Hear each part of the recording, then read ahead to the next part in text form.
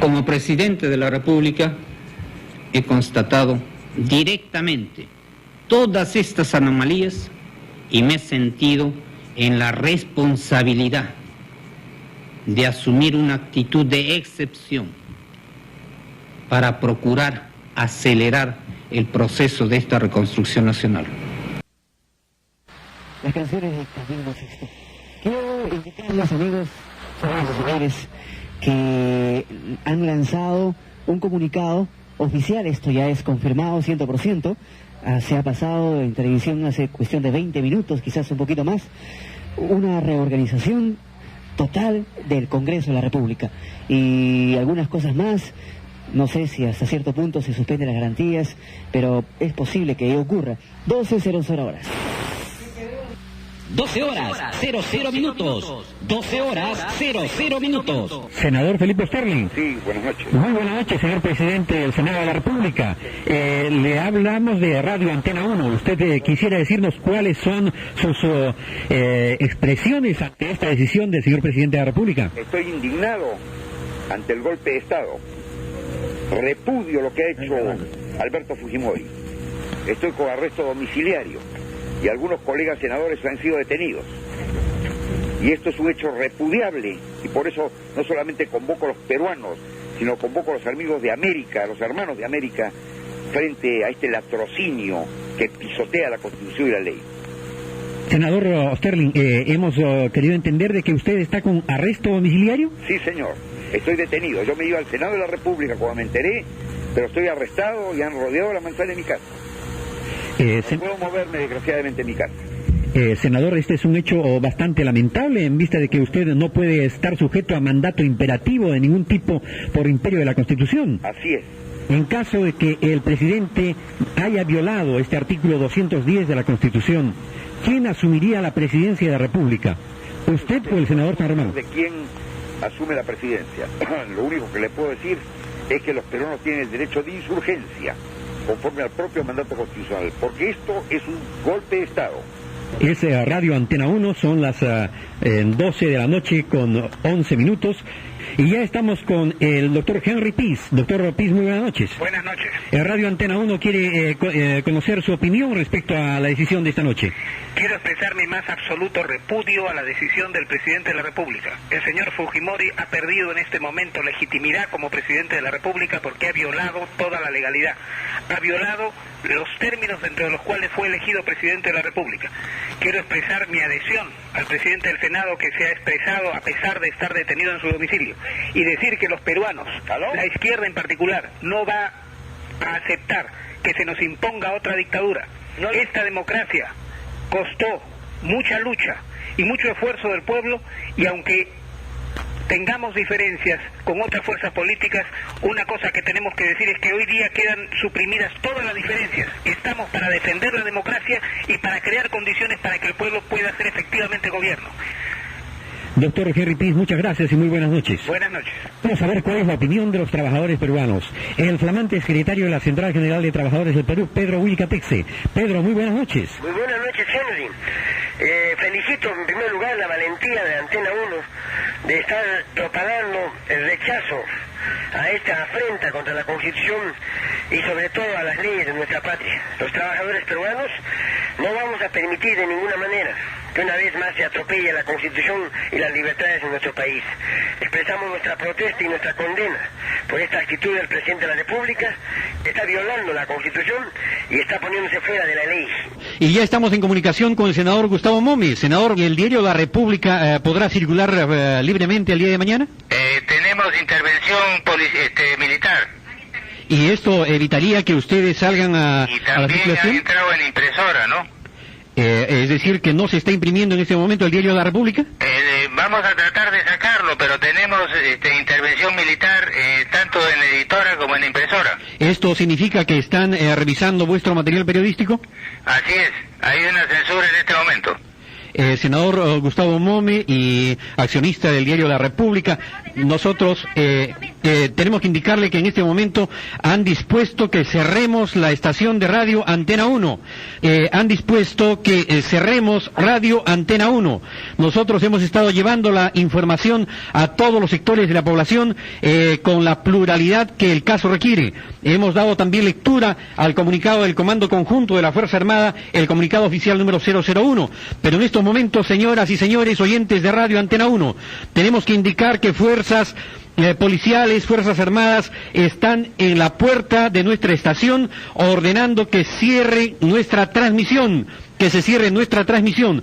El gerente de esta estación, el ingeniero Eduardo Rosenfeld, está en este momento dialogando con las fuerzas militares que se encuentran apostadas en la puerta de radio Antena 1. La directora periodística de esta estación, también Cecilia Laca Sánchez, está haciendo las gestiones necesarias para que nos permitan seguir desarrollando nuestra labor periodística e informativa. Gracias y buenas noches, senador Gustavo Monge. Buenas noches, un abrazo. Muchas gracias. Tenemos que indicarles, amigos oyentes, que en este momento la directora periodística de la radio, Cecilia Laca, está también conversando con los directivos o con los enviados de las fuerzas policiales, y ella tiene algo que decirnos. Sí, Henry, lamentablemente tenemos que comunicar a todo el público y a todos los políticos que nos siguen que a 20 minutos para la 1 de la mañana, representantes del Comando Conjunto se han hecho presentes en nuestra casa periodística Antena 1, ubicado en Paseo de la República 3662, y tenemos que cerrar nuestras transmisiones por orden de los efectivos del Ejército. No sin antes expresar nuestra protesta como periodistas, como medios de comunicación, por esta decisión inconstitucional, por esta arbitraria, como dice el ingeniero Eduardo Rosenfeld, director gerente de esta radio, y Cecilia Laca Sánchez, esta decisión que realmente mella la libertad de información en nuestro país. Nosotros hemos querido brindar toda la información. Señoras, señores, lamentablemente Radio Antena 1 tiene que cerrar su transmisión. Y vamos a cerrar nuestras transmisiones con el himno nacional del Perú. Muchas gracias a todos ustedes. Tenemos que indicarles que hemos estado en la información el ingeniero Eduardo Rosenfeld, Cecilia Laca Sánchez, también ha estado Rosa Ortega. Sí, también ha estado Carlos Paredes en nuestra unidad móvil. Ítalo Quispe en las coordinaciones, Lizardo Causo en la edición periodística, Pepe Alcalde en los controles. Y lamentablemente, señoras y señores, Henry Aragón, periodista de esta estación, expresando su protesta, les dice muy buenas noches y que viva el Perú.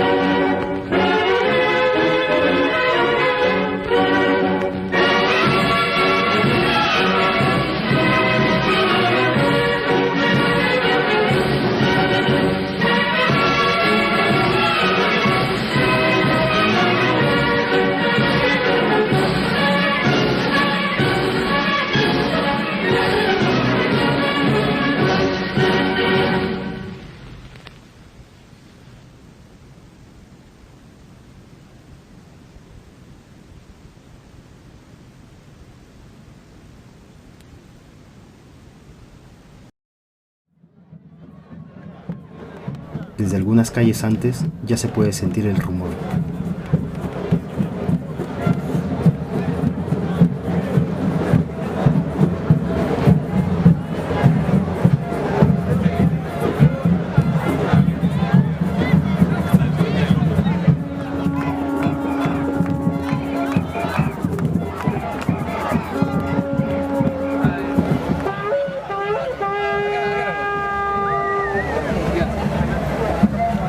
Esos ruidos, esos tambores.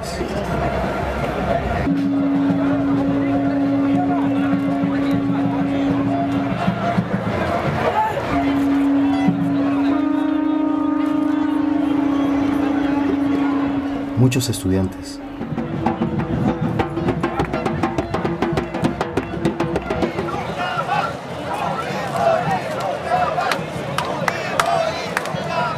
Otros un poco mayores.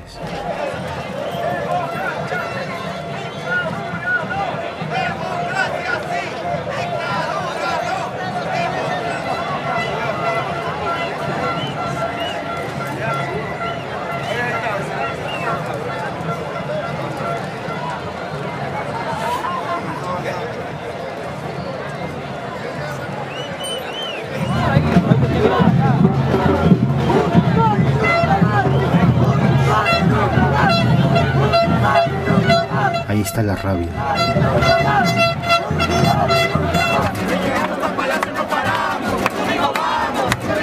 También está la fiesta.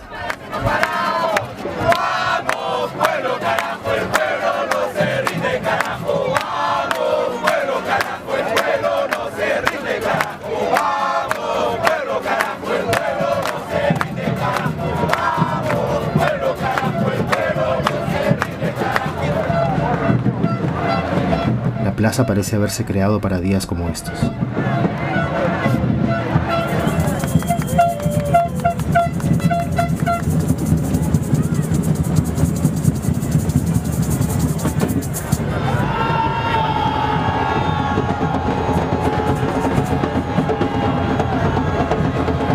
De pronto llega ese momento, el momento en que todo queda suspendido.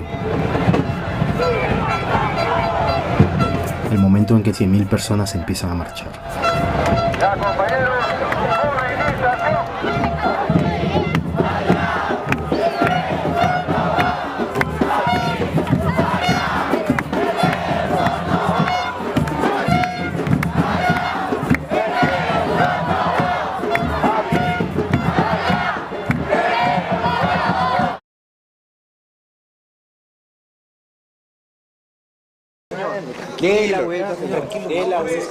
No le venga a la mano. El precio internacional por las huesas es escándalo, maestro. Somos peruanos todos. Señor, es potente. Estoy simplemente preguntando, soy periodista y quiero pasar, nada más. ¿Dónde queda la casa usted? ¡Póngase una punta cada uno! ¡Aparecí! Por favor, tenga la movilidad sur. Está bien, está bien. Tenga la movilidad sur.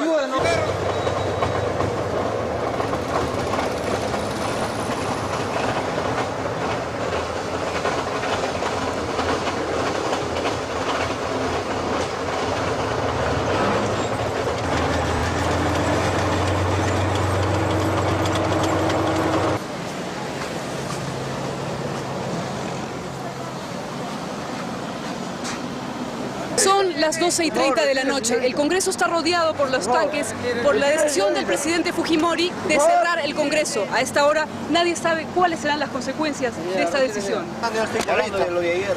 Y atención, comandante.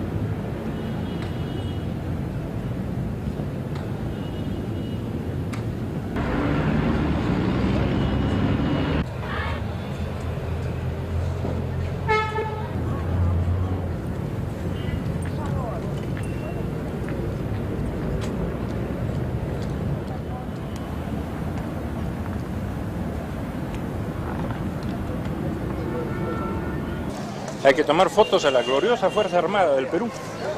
Vamos a retirarse. A retirarse. Cuidado. Yo soy Carlos Colegio. Este es mi colegio. Y usted no me grite. Este es mi colegio. Yo soy la autoridad acá. Que se baja la voz. ¿Qué autoridad es usted? Ya. Pues yo procedo. Más respeto, señor. Ya no hay nada, señor. Más respeto. Me acompaña. Suba, señor, suba. Suba al carro. Suba al carro. ¿Qué se cree usted? Yo soy de Carlos Colegio Abogados.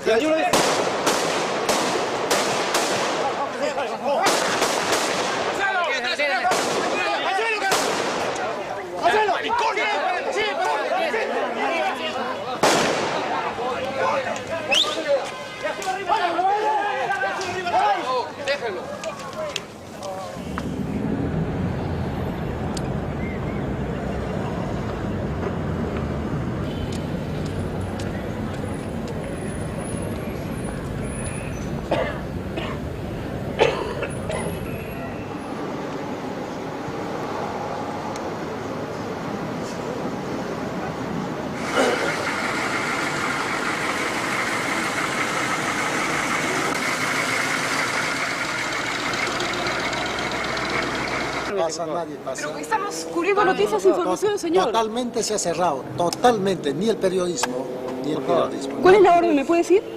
¿Cuál es la orden que está pasando? Del comando conjunto, totalmente, nadie ingresa, nadie ingresa.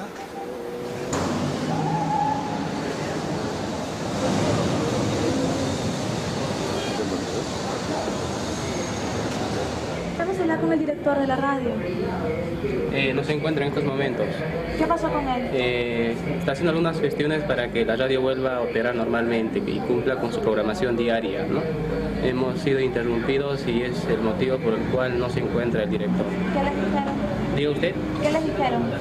Que simplemente pues ha habido disposición para hacer... Esperando afuera. No pudimos llevar. Ok, gracias. ¿Qué pasa, señor? ¿Qué pasa? Que venga un oficial. Por favor, señor. Yo exijo que venga un oficial. No le pasa, señor. No me toque usted a mí. Tenga la validad de tirar, señor. Usted está acá. Yo estoy acá como presidente del Congreso de la República. Está perturbando, yo no estoy perturbando ningún orden. Usted está perturbando Yo he orden. venido a mi casa, que es el Congreso de la República. Yo no perturbo acá ningún orden. Filmen esto y que lo vea todo el mundo. Filmen esto. Filme Univisión, sí, vea.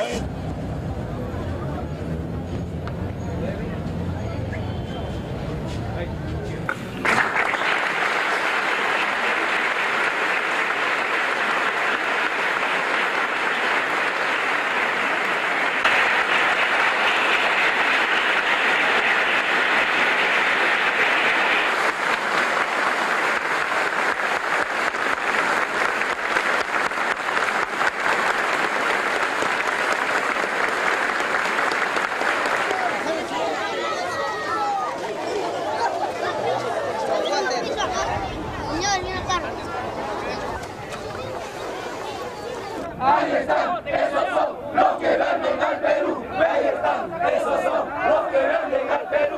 No había calculado en el sentido que la imagen que se podía transmitir fuera de tanques, metralletas y soldados. Por ahí me faltó un asesor de imagen.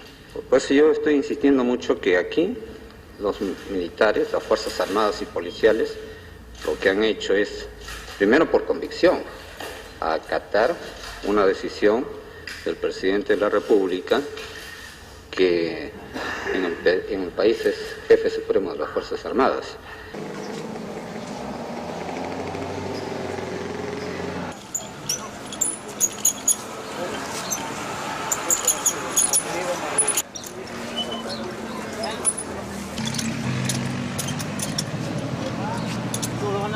¿No lo vas a filmar? Claro. ¿Por qué? No sé, está bonito ir cuando borran la dictadura.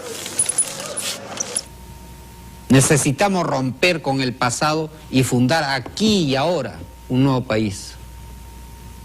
Compatriotas, no quiero terminar este mensaje sin agradecerle la confianza depositada en un gobierno que solo quiere servir a la causa de los grandes intereses nacionales. Muchas gracias, pueblo del Perú. Muy buenas noches.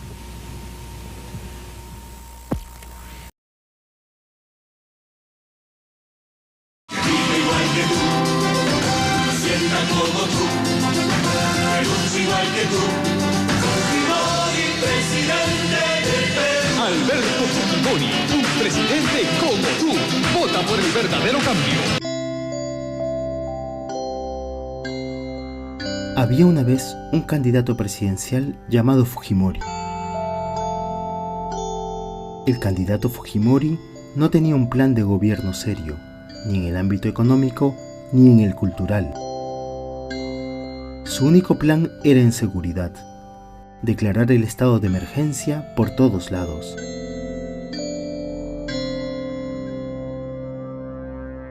Como tenía miedo de perder las elecciones, el candidato Fujimori se vuelve socio de un misterioso asesor que lo ayudará a conseguir la presidencia.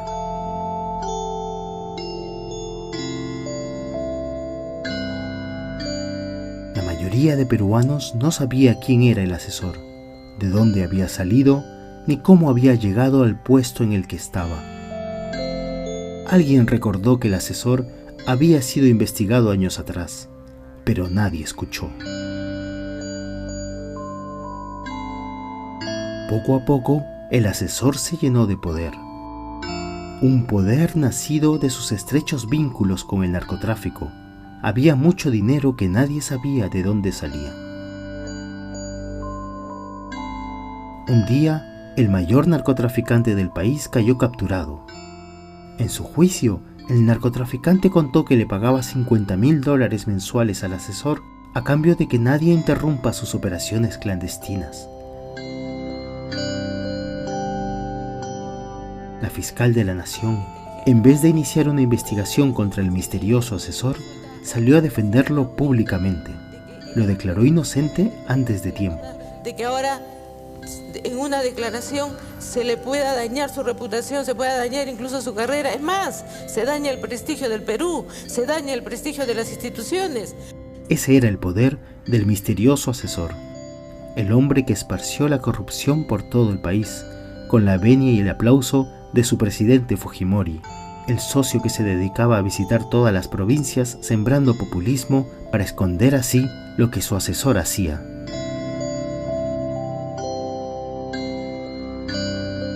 Un día, el país despertó y el asesor y el presidente fueron enjuiciados y encarcelados por sus crímenes.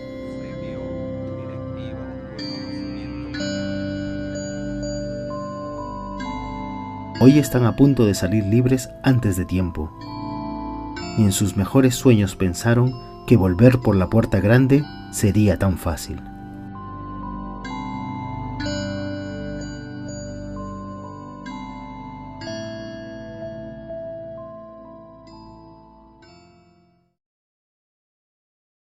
Novoa Peña, segundo vicepresidente Eduardo McBride. Hombres y mujeres en la calle me han dicho con la franqueza que los caracteriza, casi gritando: ¡Chino! ¡Sigue adelante! ¡No retrocedas! ¡Juicio a los corruptos! La CONFIEP fue la única institución de la sociedad civil que publicó un comunicado, una carta pública en el periódico, apoyando a Fujimori. Y justamente fue un gerente de la CONFIEP a quien yo entrevisté, quien me dijo más o menos el año 94, 95, nosotros estábamos buscando un Pinochet y lo encontramos. Vamos a dejar que el olor de la podredumbre nos impida respirar. ¡Claro que no! El pueblo peruano no quiere ninguna clase de dictadura, mucho menos la dictadura que había, la dictadura de los ineptos y de los corruptos. Entonces, a partir de ahí se concentró el poder en la presidencia y se generó un aparato social, ¿no?, que todavía le sirve a Keiko, digamos, ¿no?, de vinculación con los pobres. Se repartían alimentos, se construían colegios, había obras pequeñas que se realizaban. Todo eso lo concentró Fujimori en el Ministerio de la Presidencia, MIPRE. En paralelo, se consolidó el poder de Montesinos, que manejó la policía, el ejército, luego el poder judicial, que también es intervenido en el golpe, ¿no es cierto?, y todo lo que a él le interesa. Él sabía que para mantenerse en el poder y para blindarse, él también tenía que relacionarse con los grandes empresarios, acercarse a los grandes empresarios, ¿no? Y ese creo que es uno de los primeros videos, una de las primeras reuniones entre Montesinos y Dionisio Romero Seminario, ¿no?, el empresario más poderoso del Perú. Eso es verdad, pero yo solo quiero cuestionar de que no seamos triunfalistas, tengamos una manera de encontrar nosotros, porque lo que necesitamos es inteligencia. No que nos cojudeen, entonces tenemos que tener la información para ver si vamos bien o vamos mal y qué actuar. Y ojalá que no caigamos en ese triunfalismo. Tenemos la información, la tenemos muy precisa, el tema lo tenemos muy claro, estamos trabajando bien. Montesinos cree que es de fundamental importancia tener el apoyo explícito de los grandes empresarios a la reelección. Y ahí, digamos, uno puede observar claramente cómo Montesinos corteja a Romero, y Romero le dice, bueno, arréglame una serie de problemas, ¿no es cierto? Entonces ahí donde Romero, a cambio de la famosa entrevista que concedió en Expreso apoyando a la reelección de Fujimori, criticando al entonces alcalde de Lima, Andrade. Como contrapartida, Montesinos le hace el favor, acuerdan que haya administradores judiciales de empresas pesqueras que no le pagan al Banco de Crédito, ¿no? Y le arregla el problema. La plena conciencia y su posición ya formal ante nosotros, está sin apoyo, estamos en la trinchera, nosotros pediríamos, digamos, que eso también se traduzca, digamos, no tanto en el tema de dinero, no de apoyo económico, no. En declaraciones, por ejemplo, que te preguntaran en algún momento, te dijeran, ¿y usted qué opina? No sé si Andrade debe continuar en la alcaldía o ser presidente. Entonces uno que no diría, bueno, es un buen alcalde, el pueblo se eligió por 4 años, y estimamos que el señor debe de terminar sus mandatos, y no debe, como se nuestro haber sido elegido, habiendo prometido continuar 4 años, porque así prometió, dijo yo. Puedo decirlo, y a mí me lo ha garantizado. Lo ha garantizado, entonces que no va a ser presidente de la República, va a ser alcalde. Entonces, la opinión tuya, en ese sentido, tiene un peso fundamental. Ya genera una corriente de opinión del empresariado. O sea, en el comercio. En el comercio, puede ser en el comercio, por ejemplo, de cosero o en el expreso. Entonces, ahí se ha generado durante 10 años una dictadura, ¿no? Porque devino en eso, y los ricos se hicieron inmensamente ricos. Y ese poder continúa hasta ahora, con más fuerza todavía, porque no se alteró el modelo económico, se firmaron tratados de libre comercio y se mantuvo básicamente esta idea de que la principal función del Estado es promover las grandes inversiones. No los pequeños y los medianos, los grandes inversionistas. Para ellos, protecciones en los tratados de libre comercio, para ellos contratos de estabilidad jurídica, para ellos vinculación íntima, directa, con el Estado.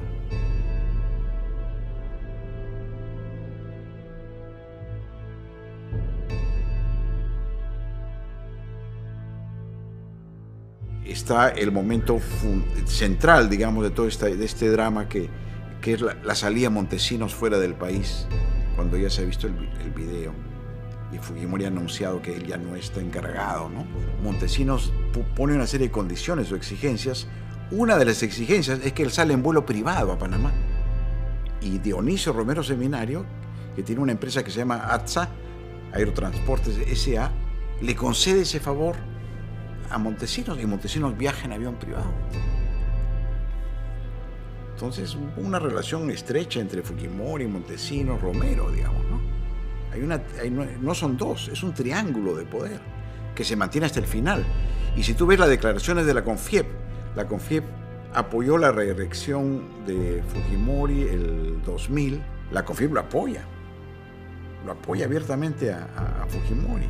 Incluso critica las movilizaciones sociales porque es un ruido político que va a afectar la transición. Quien debe cambiar es el gran empresariado. El problema está en la CONFIEP y al interior de este gremio, en el ala dura, ¿no? Este es el sector que más se ha beneficiado del fujimorismo y que en el fondo continúa con esa mentalidad de que, mira, los rivales hay que arrinconarlos y desaparecerlos. Hay que sacarlos del camino, ¿no? No son tolerables, son peligrosos. En realidad parecen terroristas, ¿no? Es el mismo lenguaje. Hay protesta minera, es el terrorismo antiminero. Aparece Verónica Mendoza, debe ser terruca, ¿no? No dicen que debe ser terruca y por lo tanto tratada como tal. Hay otro sector empresarial que es más liberal, digamos, que está más dispuesto a escuchar, a negociar, que no se asusta, ¿no? con propuestas, digamos, de generar sistemas de rendición de cuentas, tolerar más, digamos, regímenes más favorables para los trabajadores. De algún modo, políticamente se expresa en esta elección entre el sector Kuczynski, digamos, ¿no? Más dialogante, más dispuesto a entender que hay problemas muy serios en el país, como por ejemplo el agua, ¿no?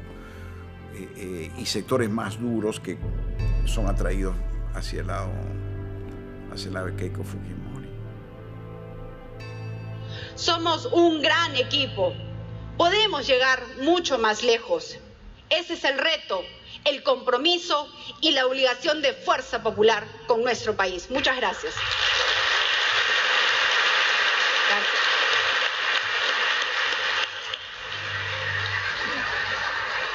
conoce muy de cerca a Keiko Fujimori, ha sido colega de ella. Usted era congresista de Unidad Nacional y estaba en la bancada fujimorista, trabajó con ella de cerca, o sea, sí, la conozco. O sea, la conozco perfectamente. ¿Sé lo chancona que es? Ajá. Al final nos dio la premisa. Ahí está.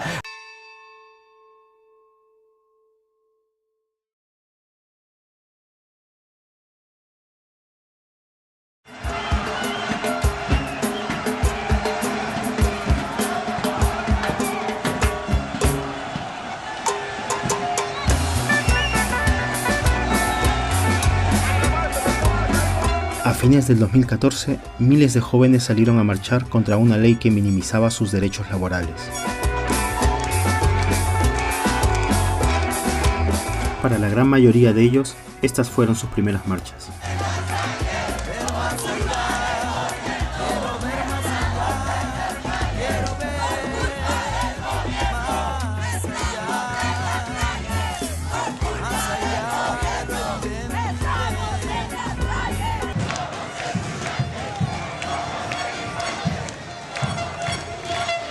¿Quién iba a decir que estos jóvenes iban a ser los primeros peruanos de nuestra historia en ir a marchar, no al centro de Lima, sino a las oficinas de los empresarios, a la misma sede de la CONFIEP?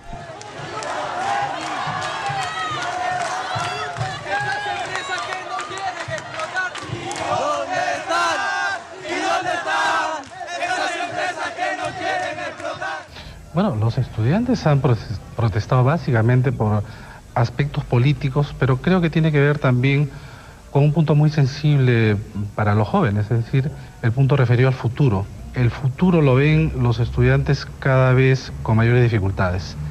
Consideran ellos que sus propios derechos ciudadanos y políticos se verán cercenados.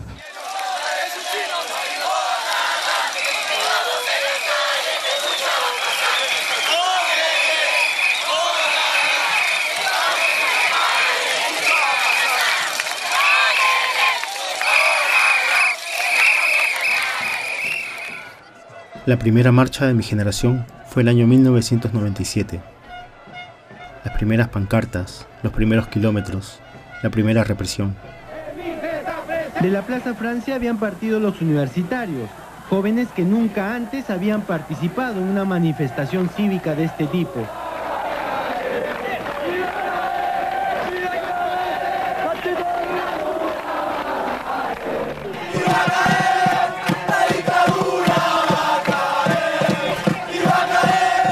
La primera vez que miles de personas gritaban un apellido que antes era casi prohibido mencionar: Montesinos.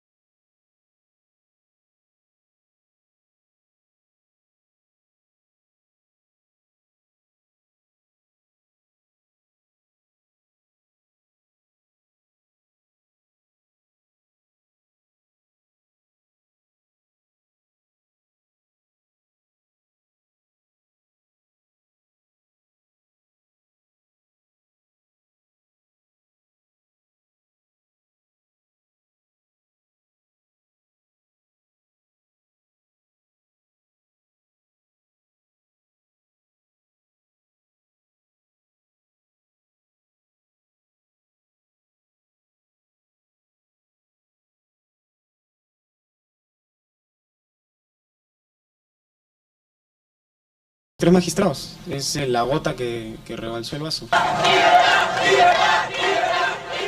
La frase que por toda la universidad pusimos fue: basta de indiferencia. ¡Somos estudiantes! ¡No somos terroristas! ¡Somos estudiantes! ¡No somos terroristas!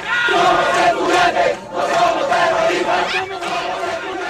Fujimori había sido reelegido presidente en 1995, pero ya a fines del 96, el fujimorismo había creado la Ley de Interpretación Auténtica, una ley que iba a permitir una siguiente reelección de Fujimori. La destitución de 3 magistrados Los magistrados del Tribunal Constitucional se opusieron rotundamente a la ley y Fujimori los destituyó. El presidente de la República puede serlo por 2 periodos de 5 años cada uno, y cuando multiplica 5 por 2 dice que es 15, es decir, que va hasta el año 2005. Y no se preocupen que en el año 2005 va a decir, ay, me equivoqué, comencemos a contar de nuevo. Si la ciudadanía quería evitar esa futura reelección, debía conseguir 1.200.000 firmas para convocar un referéndum. Estudiantes de todo el Perú se unieron bajo el lema "Un estudiante, un planillón". Los universitarios salieron a las calles en busca de firmas para el referéndum contra la reelección. Los universitarios del Perú asumimos el compromiso de trabajar día a día hasta lograr en un plazo inmediato el 1.200.000 firmas. Siendo seguidos, un poco con las llamadas telefónicas también han estado intervenidos los teléfonos y sobre todo con la gente que es mismo integrante del servicio de inteligencia que viene a decirnos, oye, ya tienes tu folder. Y eso es un poco que amedrenta, ¿no? O sea, fichado. Al final se lograron más firmas de las requeridas, pero la mayoría fujimorista del Congreso logró que el referéndum fuera a votación. Por el sí, 45 señores congresistas, y por el no, 67, y una abstención. En consecuencia, el proyecto de ley número 3.924 ha sido rechazado. 45 por el sí. Por el no, 67. 45 a 67. ¡Murió la democracia!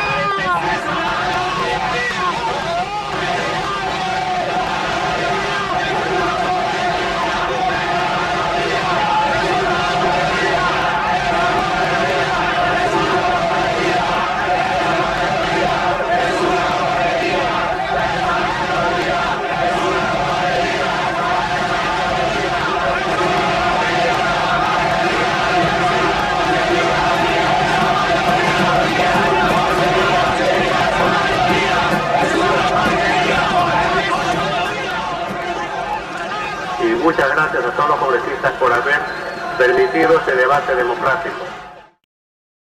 Recuerdo que éramos muchos de cuarto de media y de quinto de media, yo estaba en quinto, que nos parecía que realmente era nuestro futuro el que se estaba jugando, ¿no? Y que no podíamos quedarnos callados, ¿no? Que la cosa estaba muy mal, que era muy evidente que Fujimori era corrupción, era mafia, ya teníamos certezas de lo que había pasado en Cantuta, de lo que había pasado en Barrios Altos, que existía algo que se llamaba el Grupo Colina, el escándalo de los congresistas, era terrible. Yo recuerdo esa sensación que uno tenía era gente a la que se le había votado para que sea oposición y de pronto tú te dabas cuenta que eran unos topos, ¿no? Y que evidentemente estaban dando información o estaban traicionando el voto de lo que la gente estaba pidiendo que se hiciera.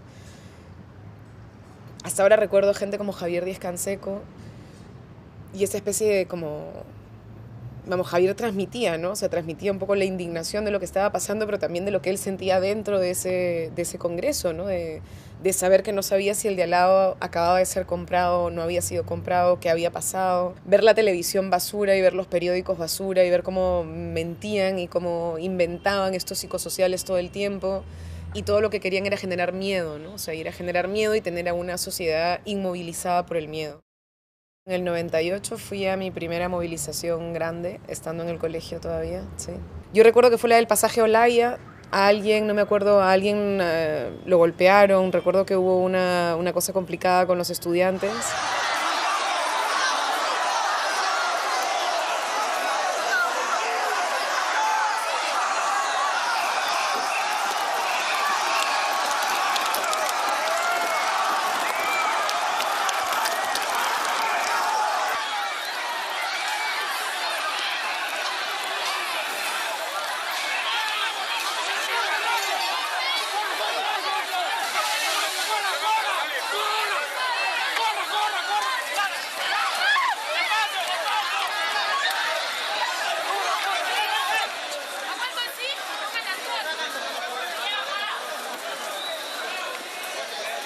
¿Qué hace esta dictadura, esta represión a los jóvenes? Nosotros hemos venido con una marcha pacífica para que el señor Fujimori y la sociedad peruana se dé cuenta que los jóvenes estamos presentes, que queremos un país mejor. ¿No están de acuerdo con su gobierno? No estamos de acuerdo ni con su gobierno, ni con nada que ver con Fujimori.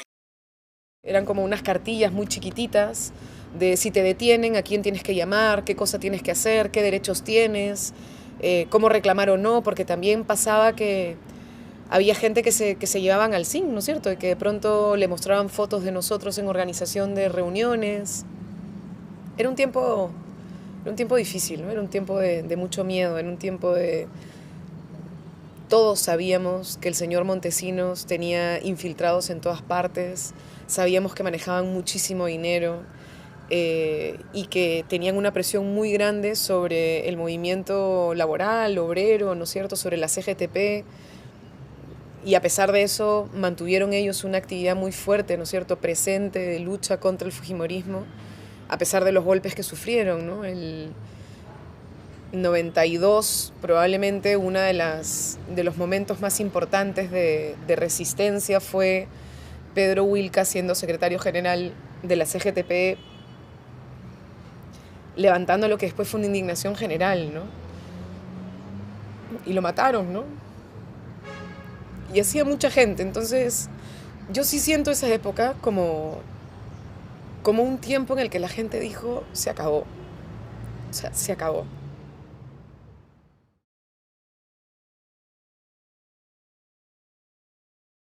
Nuestra industria está en crisis, los trabajadores estamos desocupados. Una herramienta que simboliza al gremio de construcción civil, esta carretilla está vacía, señor presidente. Queremos llenarlo de obras, queremos llenarlo de trabajo y la entregamos como símbolo de construcción civil.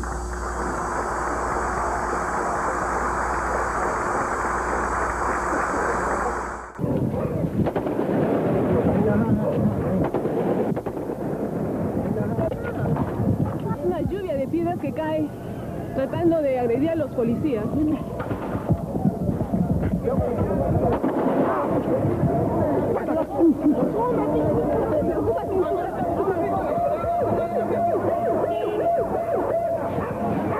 Diciembre de 1991.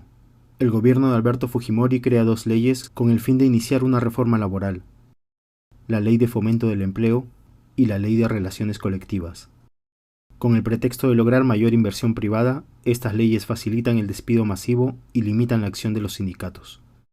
Son viejas antecedentes de una futura ley Pulpín. Pero en 1991 son leyes resistidas y Fujimori no puede aplicarlas, hasta que llega el 5 de abril de 1992. Disolver temporalmente el Congreso de la República hasta la aprobación de una nueva estructura orgánica del Poder Legislativo, la que se aprobará mediante un plebiscito nacional. Con el autogolpe del 5 de abril, 12 derechos laborales se borran de un plumazo. El 16 de diciembre de 1992, Construcción Civil declara una huelga nacional. Luego de esa huelga, la policía llega hasta el local de los trabajadores y ocurre este enfrentamiento.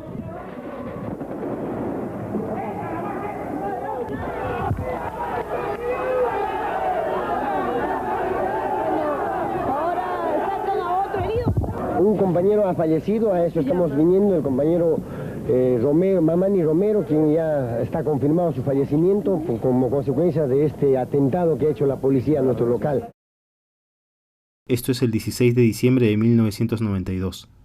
2 días después, el Grupo Colina matará a Pedro Wilca. Buenos días, mi nombre es Flor Wilca. Soy hija de Pedro Wilca Texe, secretario general de la CGTP y dirigente de Construcción Civil hasta 1992. Era una persona incómoda, un blanco del gobierno de ese entonces, del gobierno de Fujimori, que empezó a hacer una campaña de desprestigio contra los trabajadores, contra sus dirigentes, contra las organizaciones políticas.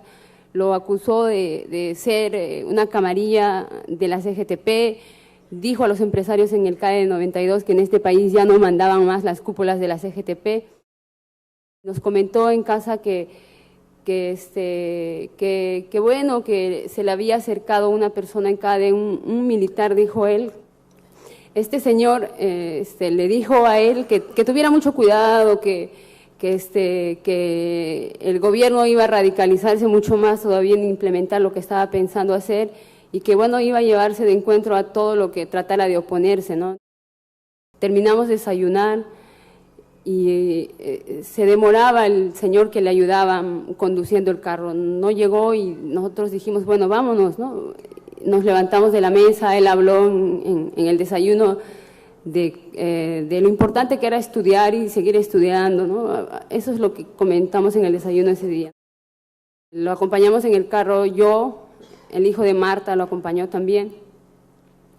Subimos al carro y bueno, yo estaba un poco distraída, arreglando unos papeles que llevaba sobre las piernas. Me subí al carro y de pronto mi papá se sentó, puso la llave del coche para encender el carro y de pronto escuché unos disparos, escuché unos sonidos tan bajitos que no pensé que eran tan cerca, ¿no? Pensé, como era diciembre, que eran unos cohetones de la Navidad. Eran tan bajitos que ni siquiera me di cuenta, ¿no? Y de pronto empezaban a hacer más y más y más, y cuando me di cuenta había gente hacia alrededor del chofer, hacia el lado izquierdo del carro, rodeando a mi papá. Yo me asusté mucho, me bajé del carro, entonces traté de correr hacia mi casa. En la puerta estaban Marta, estaban mis hermanos, ellos seguían disparando. Yo traté de llamar a la policía, pero no sabíamos qué hacer en ese momento. Luego todo se tranquilizó, la gente empezaba a venir a la casa, mi papá no bajaba del carro, ¿no? Eso me desesperó más todavía. La gente decía, no lo toquen porque tiene una bomba, va a explotar. No querían que lo tocáramos. Yo lo subí a un taxi, me lo llevé en un taxi hasta el hospital. Cuando llegamos al hospital, recién pude mirarle la cara, tenía varios impactos de bala en la cara, en la cabeza. Nunca más volvió a decir nada, nunca más volvió a estar con nosotros.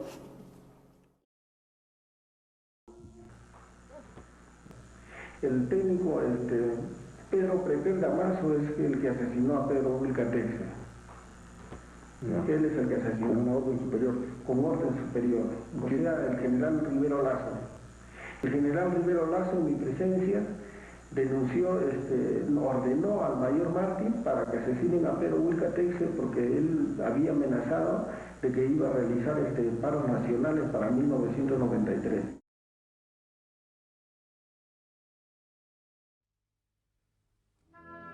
En la Escuela Militar de Chorrillos, la academia donde se forjan los soldados que buscan llegar a general, recuerdan a Mayor Santiago Enrique Martín Rivas como alguien introvertido, alguien que no destaca en los deportes, tampoco en los estudios. Termina en el puesto 33 de un total de 48 cadetes. El año 81 viaja al conflicto del Falso Paquilla, en Ecuador. En aquel monte rocoso, Martín Rivas conocería al héroe que marcaría su carrera, José Colina, un capitán con grandes habilidades para el camuflaje y la contrainsurgencia. Colina se había ofrecido voluntario para una misión que nadie más hubiera aceptado. Tenía que filtrarse en las filas de Sendero Luminoso. El capitán Colina aprende las jergas, las arengas, la filosofía de los terroristas. Cumple su labor con honor hasta el 13 de noviembre de 1984, cuando es ejecutado por una patrulla militar en Huancavelica.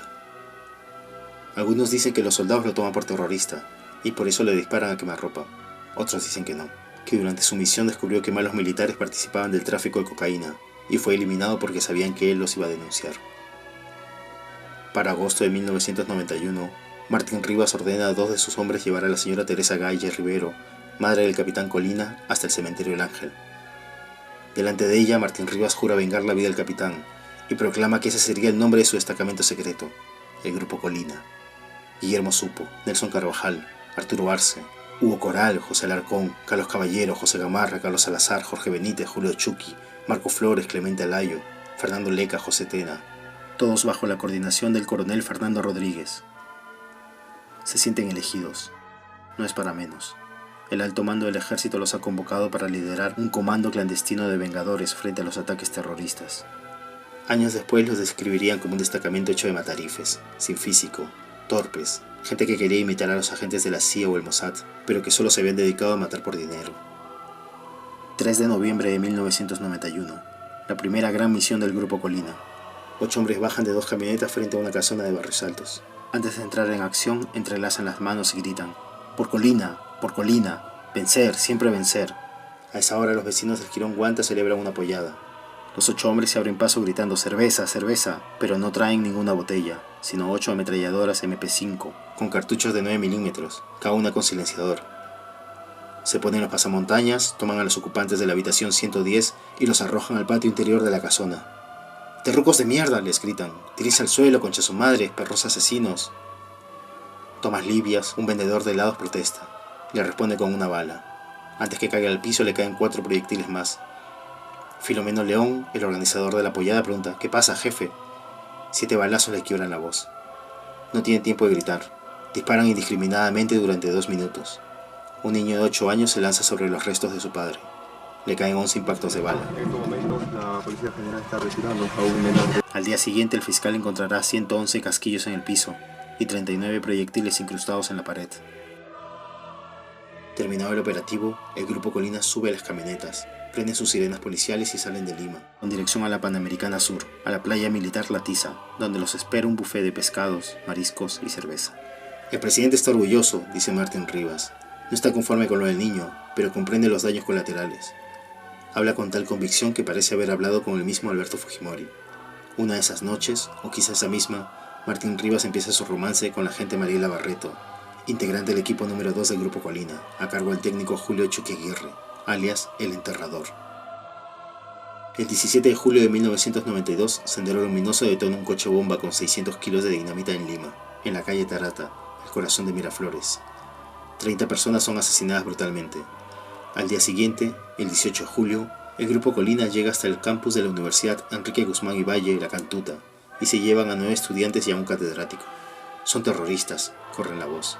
Nadie más verá a esos estudiantes ni a ese profesor con vida. Ocultan los cuerpos en una fosa común, en la carretera que conduce al distrito de Huachipa. Pero algo falla. Martín Rivas tiene un mal presentimiento. Mucha prisa, muchos cuerpos, mucho caos. Ordena a su equipo que desentierre los cadáveres, que reduzcan los cuerpos a cenizas. Es más seguro así. Va el agente Chucky, acompañado de Pedro Pretel Damaso. Chiquito, le decían por su imponente estatura. Pretel saca los cadáveres. Dice que ha contado bien, que ya están todos. Pero un año más tarde, en julio de 1993, el equipo de forenses que investiga el crimen de La Cantuta encuentra el cadáver entero de Enrique Ortiz Perea, cuerpo enrollado dentro de un fardo negro, bañado con cal, casi momificado. Ese fue el único cadáver completo que se encontró de la matanza de La Cantuta. De los otros han encontrado restos, huesos. El cadáver de Richard Armando Amado Cóndor ni siquiera ha sido hallado. Tampoco se sabe dónde está el cuerpo de Pedro Yauri, periodista del programa de radio Punto Final, quien había criticado duramente a los militares por haber detenido a la familia Ventosilla Castillo, unos campesinos que habían sido tomados por terroristas. Tanto se quejó Yauri en la radio que al final soltaron a los Ventosilla, pero la última palabra la tenía siempre el Grupo Colina. El 24 de junio del 92 se dividen en 2 grupos. Unos van por los Ventosilla, otros por Pedro Yauri. A este se lo llevan a una playa abandonada. Fue Martín Rivas el que lo obligó a cavar su propia tumba contra el agente Chucky años después. Cuando la fosa está lista, descargan una ráfaga de metralleta sobre Yauri. Al día siguiente, en otro lado de la ciudad, 6 de los Ventosillas amanecen ejecutados al lado de una carretera. Barrios Altos, La Cantuta, Pedro Yauri, Pedro Wilca, los campesinos del Santa. Cada operativo del Grupo Colina parecía destinado a abrir un proceso judicial. Finalmente, una corte marcial los lleva a juicio. Martín Rivas no entiende, sus agentes tampoco. ¿Por qué a juicio si solo cumplimos órdenes? Calma, les dice el general Nicolás Hermosa Ríos, nada menos que el propio jefe del Comando Conjunto, el tercer hombre más poderoso del Perú. Calma, silencio, ya lo vamos a solucionar. El tiempo le da la razón al general. En 1995, el gobierno de Alberto Fujimori da una ley de amnistía y el Grupo Colina sale libre. Se sienten protegidos. Ya ven, dice Martín Rivas, el Estado nos cuida. Pero algo se tuerce. Poco a poco, los agentes empiezan a morir. El 23 de marzo de 1997, una niña encuentra el cadáver de la agente Mariela Barreto. No hay rastro de su cabeza ni de sus manos. Los médicos concluyeron que antes de ser descuartizada, le quebraron la columna, le quemaron los pies, le rajaron los codos y las rodillas. Una tortura brutal y sostenida. Un par de semanas antes, el 8 de febrero de 1997, la agente Leonor La Rosa fue detenida en el cuartel general del ejército. La acusaban de haber filtrado documentos a la República. El 19 de febrero entró de emergencia al Hospital Militar del Ejército. Un día más tarde tuvo un paro cardiorrespiratorio. Abandonó el hospital en silla de ruedas. Ese mismo mes Chiquito Pretel termina tendido sin vida sobre el asfalto en un extraño accidente de tránsito. Iba manejando su moto por la avenida Angamos, en Surquillo, cuando un auto lo choca por detrás. Extrañamente, había un carro del ejército cerca del accidente. Unos militares recogen el cuerpo y se llevan al chofer al Pentagonito para tomar su declaración. Horas más tarde lo sueltan, sin dar parte a la policía. El 26 de diciembre de 2006, la Corte Interamericana de Derechos Humanos responsabiliza al Perú por los asesinatos de la Cantuta. Le abren un nuevo proceso a Martín Rivas, pero esta vez en un tribunal civil. Él se convierte en fugitivo. Un día, Martín Rivas se entera de que una fiscal ha encontrado más de 20 millones de dólares a nombre del general Hermoso Ríos. No lo puede creer. Si él iba preso era justamente por haber obedecido las órdenes de su general, de Montesinos, de Fujimori. Decide dar su versión en una serie de entrevistas al periodista Humberto Jara. Durante una de esas entrevistas cae detenido. Una mañana calurosa de 2007 empieza el juicio a Martín Rivas. Ahí se reencuentra con el general Hermosa, ex jefe supremo de todos los institutos armados durante 7 años. También está el general Julio Salazar Monroe, ex jefe nominal del CIN. Los acompañan el general Juan Rivero Lazo, ex jefe de la Dirección de Inteligencia del Ejército, el general Luis Cubas Portal, ex jefe de Comando de Logística del Ejército DINTE, los coroneles Víctor Silva Mendoza y Alberto Pinto Cárdenas, ex jefes del Servicio de Inteligencia del Ejército CIE, y el coronel Fernando Rodríguez, quien fuera responsable del Grupo Colina ante el alto mando militar. Martín Rivas se siente un idiota. Es el único personaje de todos los que han sido procesados por los tribunales anticorrupción que no amasó una fortuna. El sujeto que dice a todas luces ser un analista formado por los aparatos de inteligencia no pudo advertir que obedecía órdenes de los generales más corruptos de nuestra historia. Ese día también se reencuentra con los hombres que una vez comandó. Hace más de 5 años que no veía a toda la pandilla. La última vez que lo hizo tenían una orden de captura sobre sus cabezas. En un taller de mecánica, Martín Rivas los convocó para dar las últimas órdenes. Un solo puño, una sola versión. Aún entonces se consideraba un equipo donde no cabía lugar para la traición. Pero han pasado 7 años ya. Ahora todos han sido capturados. Aún peor, piensa Martín Rivas. Muchos se convirtieron en colaboradores eficaces o se acogieron a la confesión sincera. Varios han testificado contra él, indicándolo como el sicario particular de Alberto Fujimori y Vladimiro Montesinos. Quizás por eso cuando llega al juicio no lo saluda. Por cómo se expresa, no parece un matarife de sangre fría, más bien parece un conferencista de autoayuda. Formula preguntas que él mismo responde, se indigna, evoca silencios, arregla su cerquillo. El niño, repite. En la guerra han muerto más de 1000 niños. ¿Alguien hace justicia por ellos? Está frustrado. Repite que él no forjó ninguna fortuna, no como los generales corruptos que tiene al lado. Él es un hombre de oficina, el autor del Libro Rojo, el libro que había sentado las bases de la guerra contra el Sendero Luminoso y el MRTA. Se ve a sí mismo como el verdadero protagonista de la lucha contra el terrorista, por encima incluso de Fujimori y Montesinos. Desde hace 14 años, Martín Rivas ha tratado de decirnos que le debemos una disculpa, porque él terminó con la subversión. Este es el único lugar del mundo en donde el Estado se acusa a sí mismo, exclama. Pero él ya no es el Estado. Tampoco es un soldado. Y tampoco vengó al capitán Colina. Fue al revés. Hizo lo mismo que hicieron sus verdugos.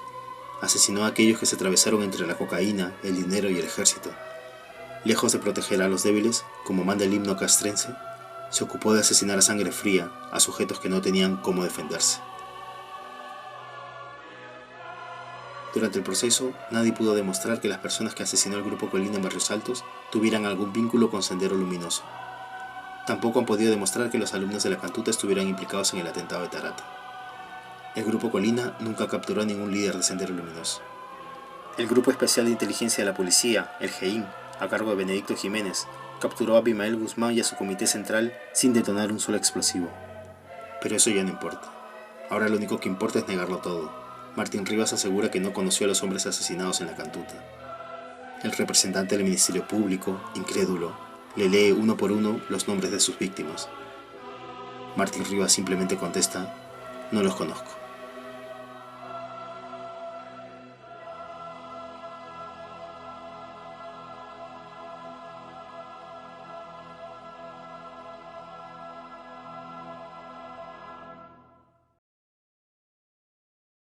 He dicho difundir a fondo los métodos de planificación familiar.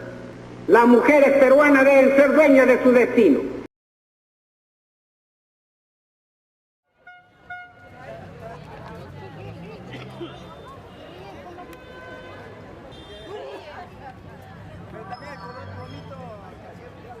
estuvieron viniendo de acá de la posta, los enfermeras, solicitando pacientes para hacerse, mujeres para hacerse la ligadura de trompas de falopio. Entonces, mi hermana fue una de ellas, ¿no? Vinieron en varias oportunidades a incentivar que se haga esta ligadura.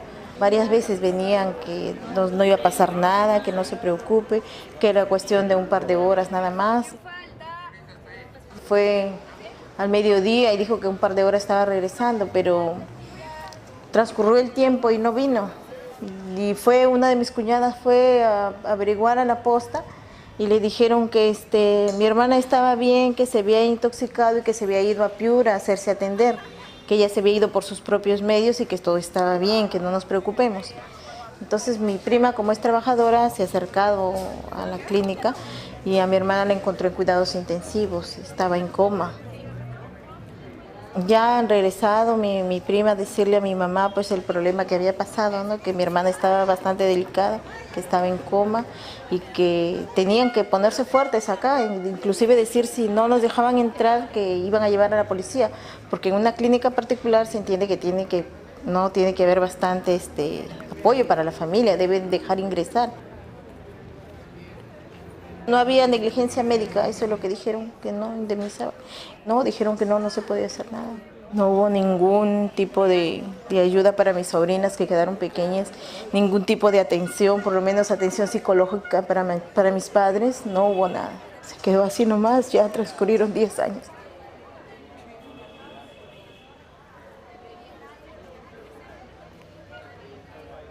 Toda mi ropa me han quitado, me han calatado, entonces en ella mi esposo también se ha asustado.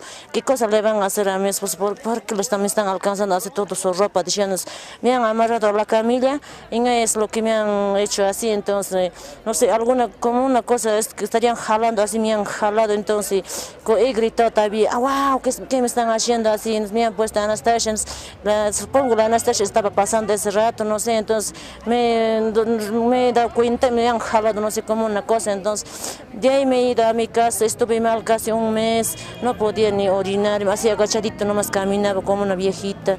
Ahorita no puedo cargar ni una robita de maíz, nadita, cuando trabajo, así cuando voy a la puna, así total cansado, mi cintura no me deja, mi espalda, así, entonces así nos ha hecho ese año en 96.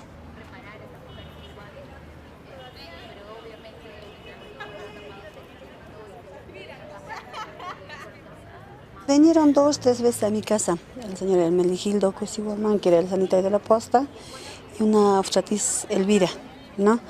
La primera me negué, la segunda le dije que iba a conversar con mi esposo.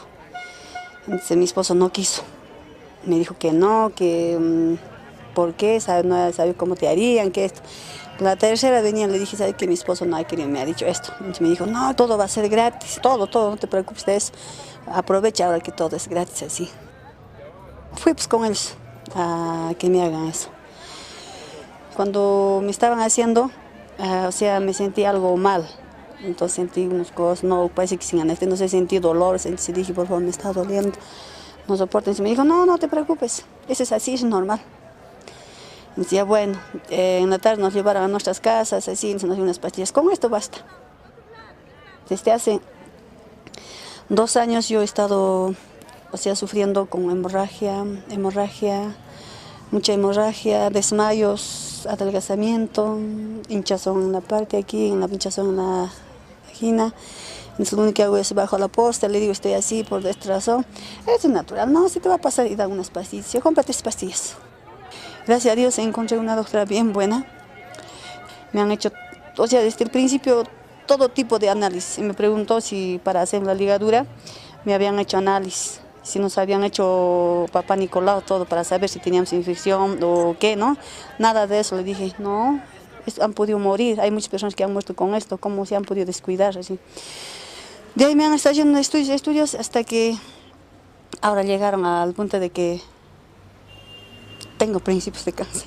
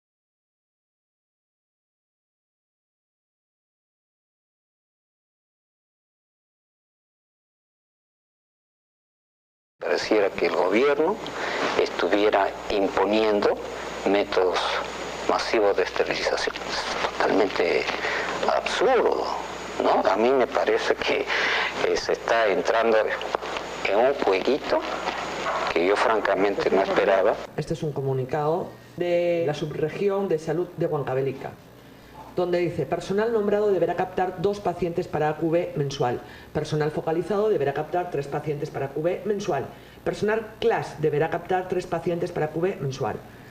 Aquí sí, nos establece... Está bien. Estos documentos que no tienen logo del Ministerio de Salud, aquí lo tiene. ¿No es cierto? Hay unos sellos que a mí me deja, porque en aquella época circularon muchos documentos apócrifos. A nadie, pues, en sus 4 cabales la van a meter a una sala de operaciones a la fuerza. Eso a mí no me vengan a decir, porque es imposible. La persona tiene que firmar la autorización, la señora y el esposo, y después irse a la esterilización después de tener 4, 5, 6, 7 hijos. Hay testimonios de mujeres que dicen haber sido esterilizadas contra su voluntad. Bueno, eso es un decir.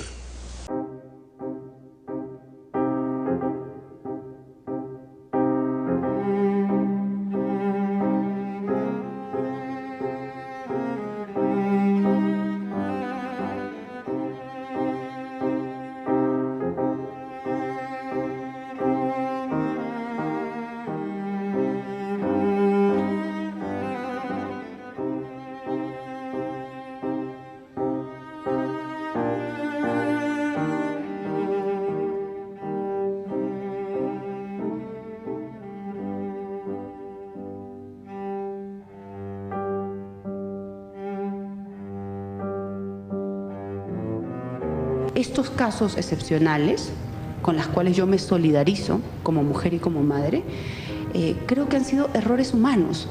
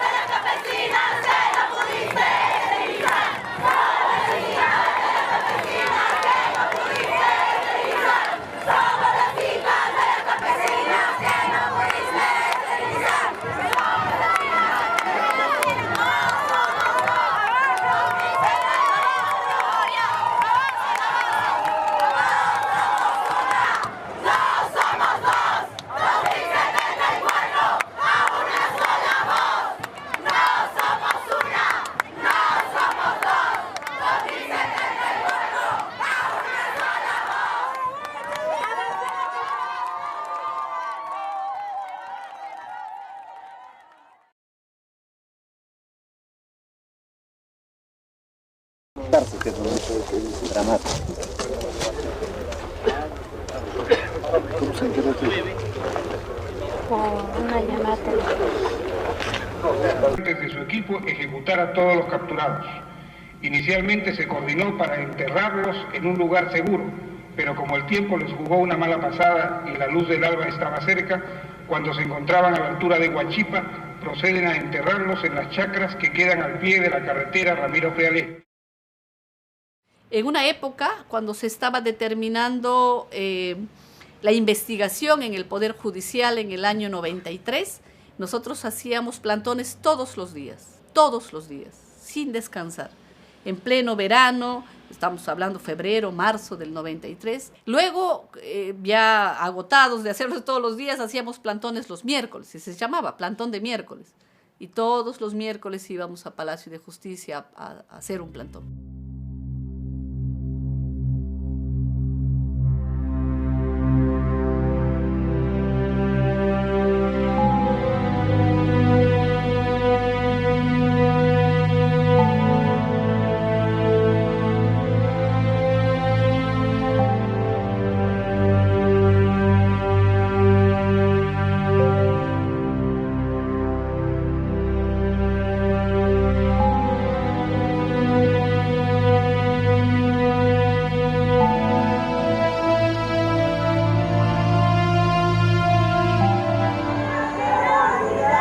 Olvidar a Armando, morir, pero no le voy a dar el gusto de morirme me seguirá viendo, seguiré pidiendo justicia. Voy a ser su sombra de ese mal.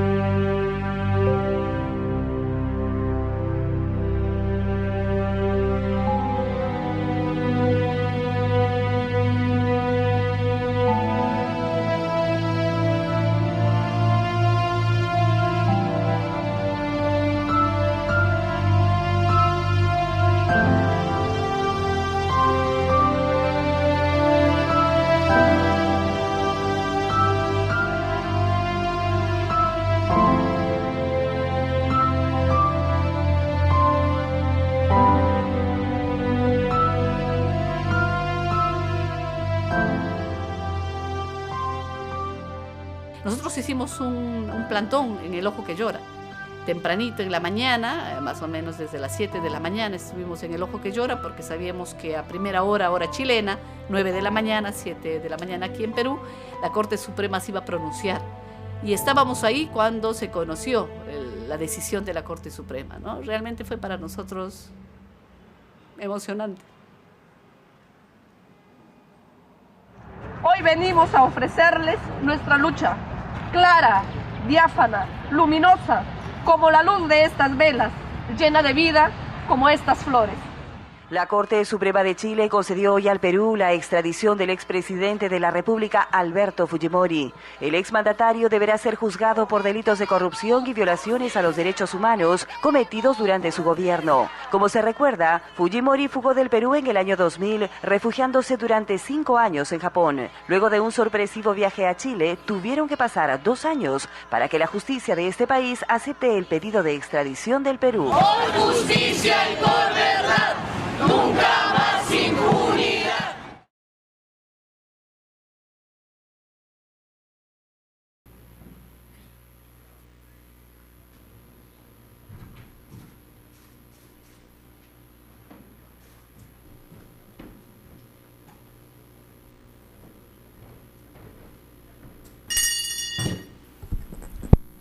Se abre esta última sesión de la audiencia de este juicio, 161ª.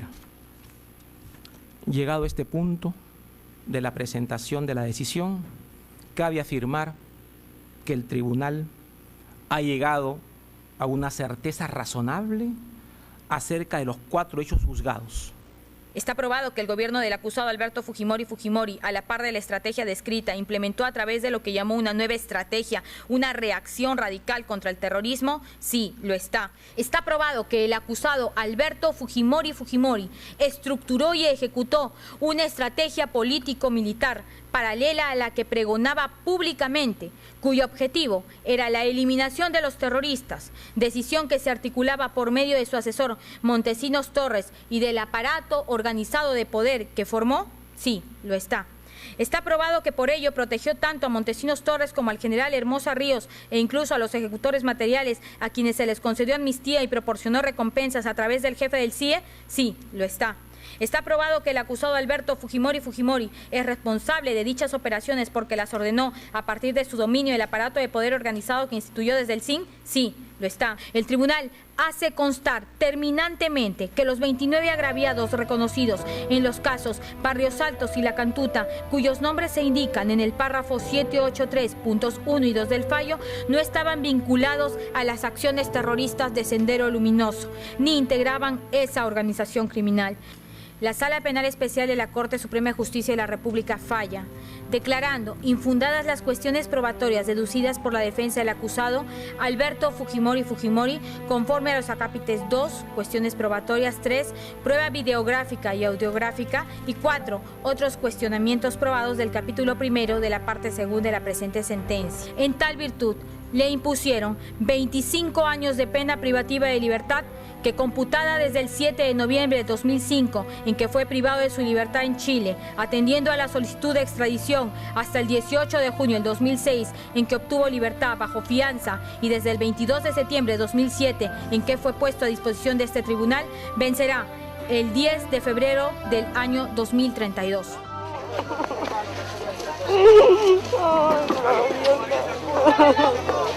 Aló. Aló. A los miles de casos que han ocurrido en nuestro país y este camino seguirá abierto. Vamos, vamos. Bueno, esperamos que sí. Señora Raya, ¿está contenta con la sentencia? Sí.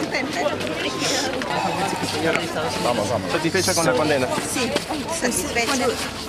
Se me hizo justicia. Se me hizo justicia.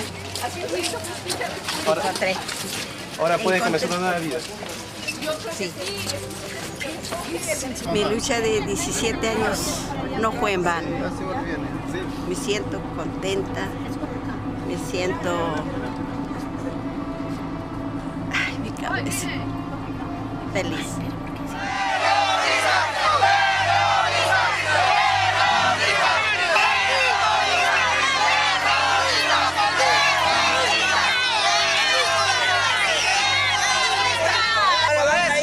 Su cheque, pasan pagando por caja. Defensores de terrorismo. Por llorar, por los huesos de su familia. Vas a pagar a tus lloronas que has contratado.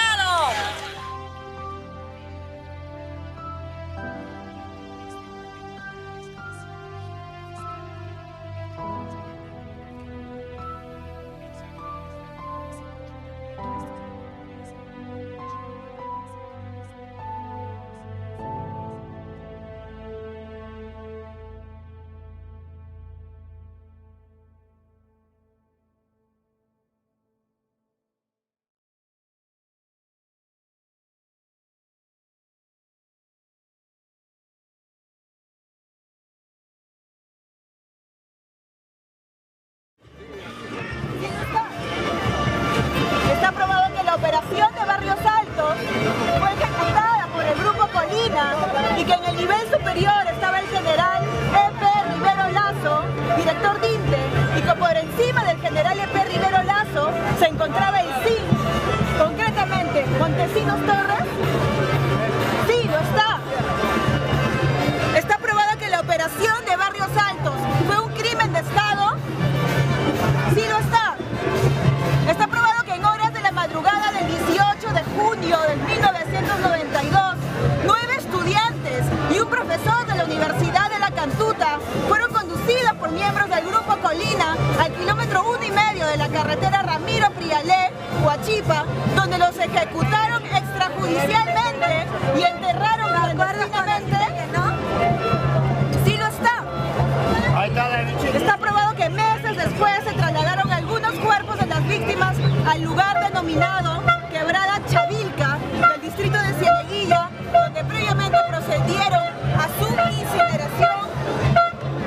Sí lo está. Está probado que el traslado de los cadáveres, incineración y utilización de la cual tuvo por finalidad no dejar vestigio alguno, desaparecer los cuerpos y ocultar la verdad de lo acontecido. Sí lo está.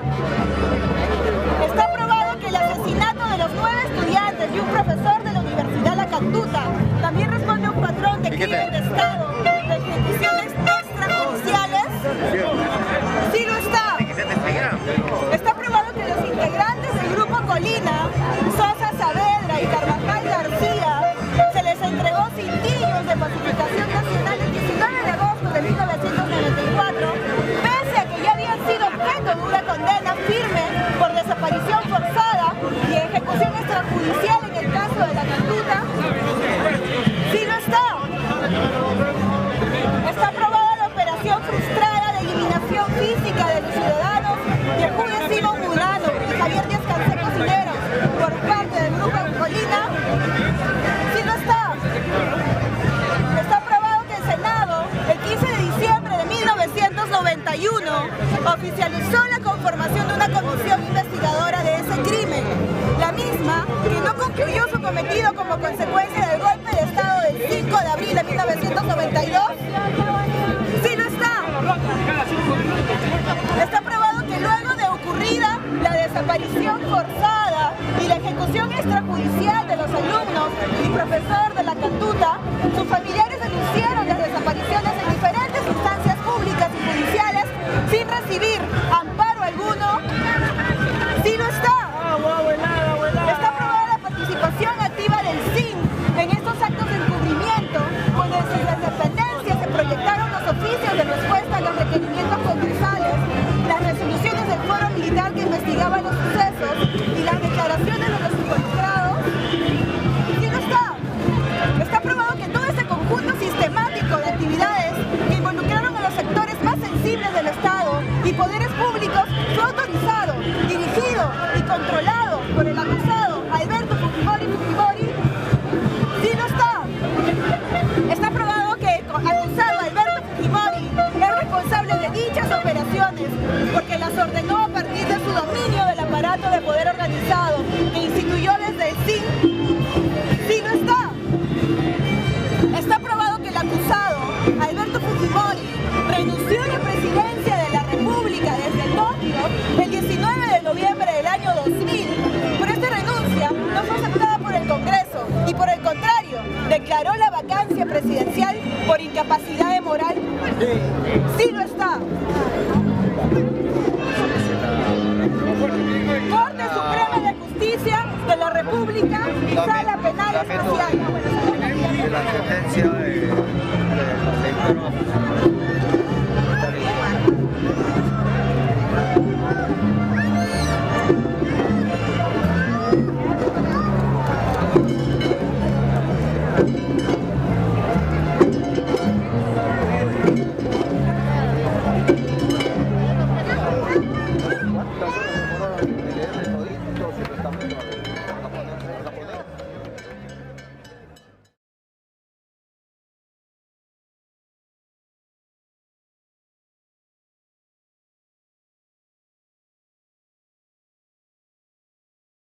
¡La dictadura ya cayó! ¡Ya cayó! ¡Ya cayó! ¡Ya cayó! ¡La dictadura ya cayó! ¡Ya cayó! ¡Ya cayó! ¡La dictadura ya cayó! ¡Ya cayó! ¡Ya cayó! ¡La dictadura ya cayó! ¡Ya cayó! ¡La dictadura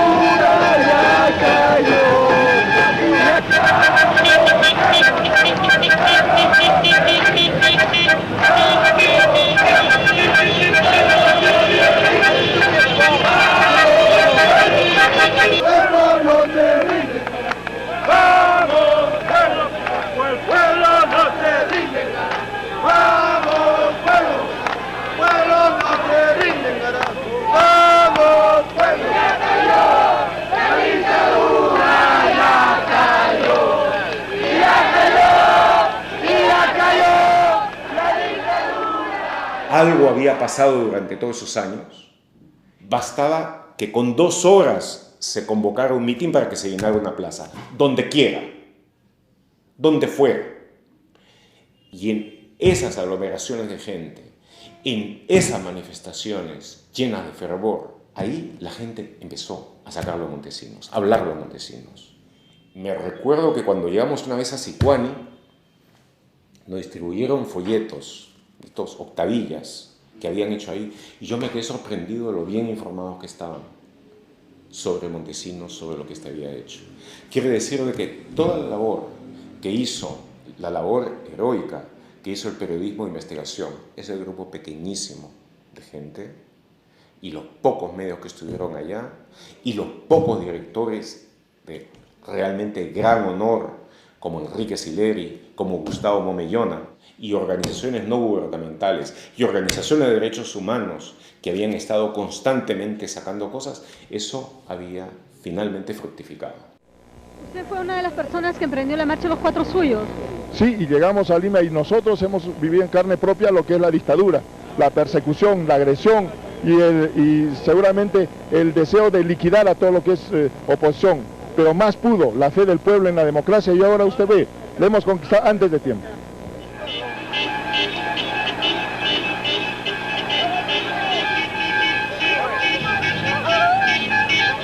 El entusiasmo, la decisión de que al fin hemos logrado la democracia, la gran victoria, y valió la pena, y los 4 suyos, y el esfuerzo, y todo lo que se hizo, y ahora que hemos descubierto todo lo que significaba la corrupción y lo tenemos documentado, ningún otro país ha tenido la virtud de poder tener todo eso también organizado en los videos, que ellos mismos lo hicieron, que ellos mismos crearon la biblioteca que iba a documentar lo que habían sido. Después queda en nada.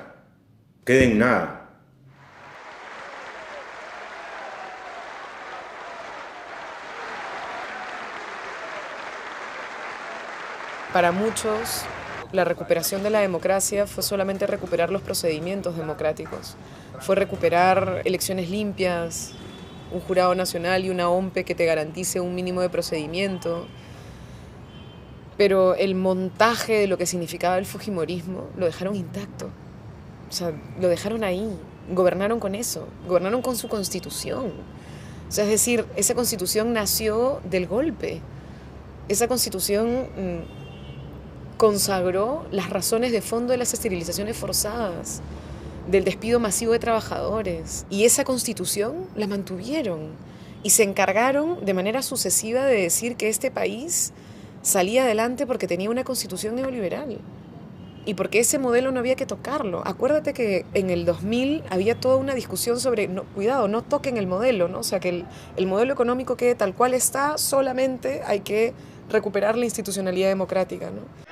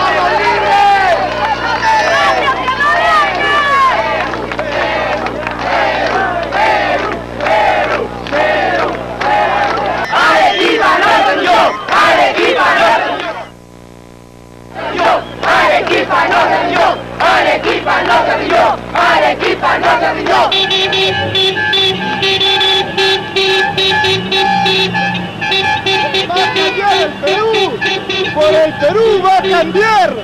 Hoy día empieza el cambio.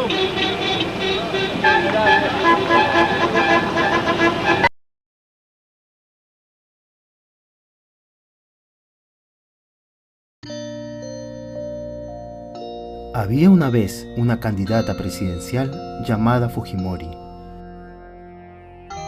La candidata Fujimori no tenía un plan de gobierno serio, ni en el ámbito económico ni en el cultural. Su único plan era en seguridad, declarar el estado de emergencia por todos lados. Como tenía miedo de perder las elecciones, la candidata Fujimori se vuelve socia de un misterioso asesor que la viene ayudando a conseguir la presidencia. La mayoría de peruanos no sabía quién era el asesor, de dónde había salido, ni cómo había llegado al puesto en el que estaba. Alguien recordó que el asesor había sido investigado años atrás, pero nadie escuchó.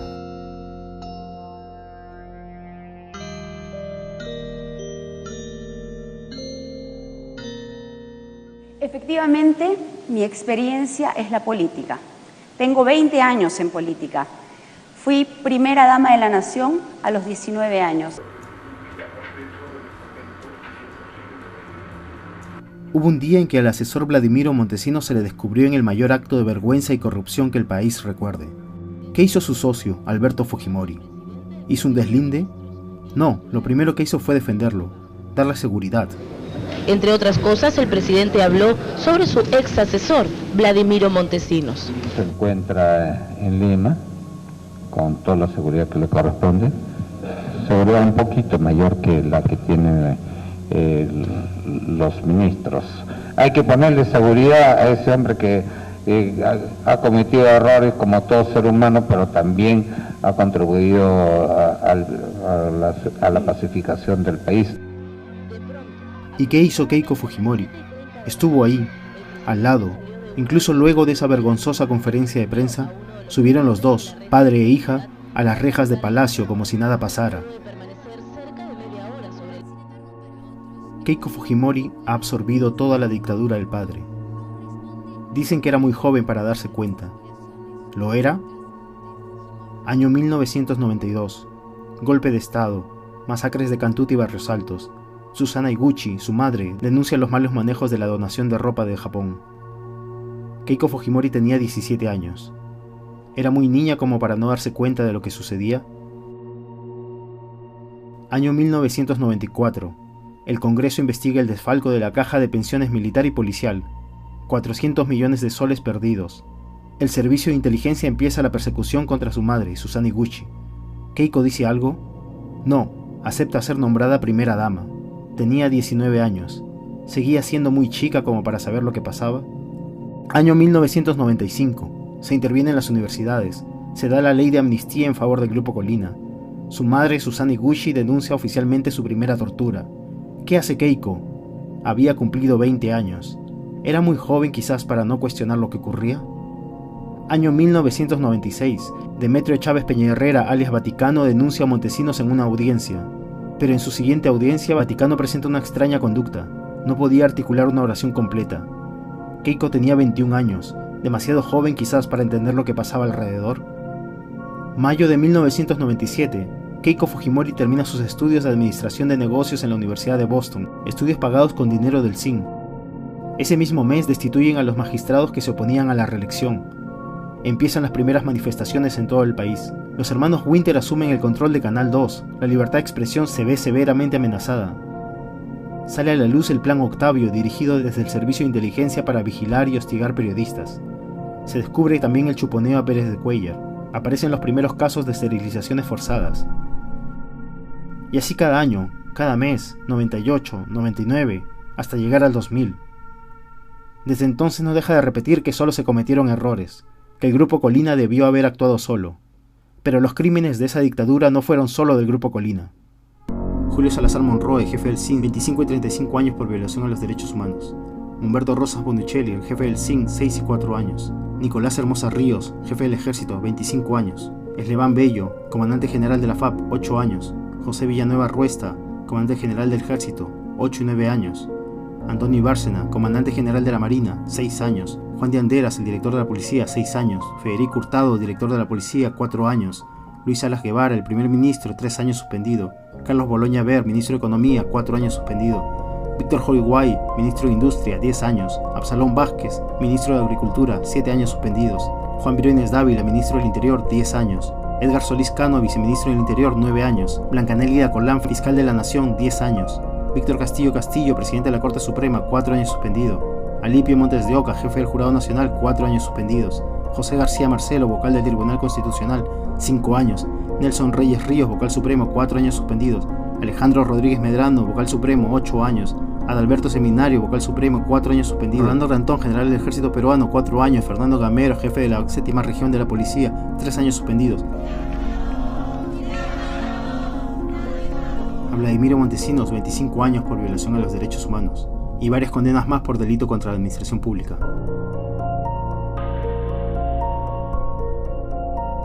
Keiko Fujimori se sigue rodeando del mismo equipo. Ahí está Yoshiyama, el ministro del golpe. Ahí está Klimper, el ministro en la peor época de la dictadura.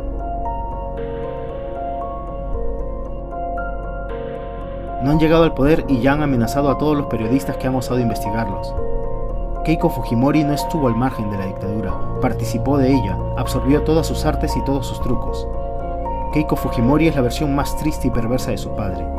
Nos toca preguntarnos si somos nosotros la versión triste y sumisa del Perú de los años 90.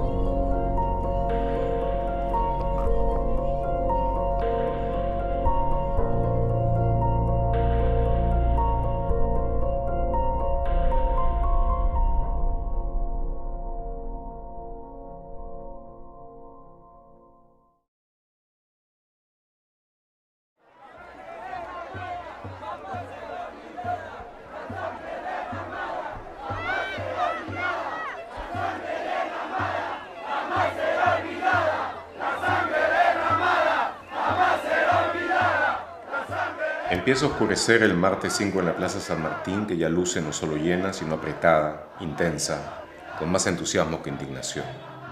Como sucede con los que somos casi viejos, que necesitamos completar las experiencias con las memorias, voy asociando lo que veo con recuerdos. ¿Despierta este 5 de abril flashbacks del que ocurrió hace 24 años? No. Me hace recordar más bien la marcha de los 4 suyos del 28 de julio del 2000. Estuve entonces durante un rato en el mismo lugar en el que me encuentro ahora, frente al monumento de San Martín, mientras llegaban entonces, como llegan ahora, contingentes de estudiantes universitarios que confluían desafiantes y combativos en la plaza. Cerca de mí veo un grupo grande de muchachos que por su intensidad y evidente coraje deben ser sanmartinos, y recuerdo a los que los precedieron hace 16 años. Pero claro, las cosas fueron diferentes. Entonces la policía se había retirado para que los vándalos infiltrados por montesinos pudieran perpetrar los letales destrozos con los que intentaron criminalizar nuestra movilización. Poco rato después, la plaza se llenó de gases lacrimógenos, las calles hirvieron y la jornada marchó hacia su luctuoso final que inició la caída del Fujimorato. 16 años después, las diferencias resaltan primero. Hay quizá tanta movilización policial como entonces, pero es para proteger la movilización, no para atacarla. La manifestación no es para derrocar una tiranía, sino para impedirla.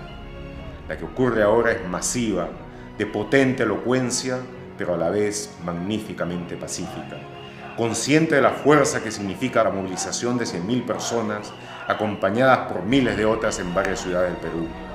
Como en el 2000, las fuerzas democráticas son dueñas de la calle, pero ya no en confrontación, sino en demostrar su decisión de defender la libertad.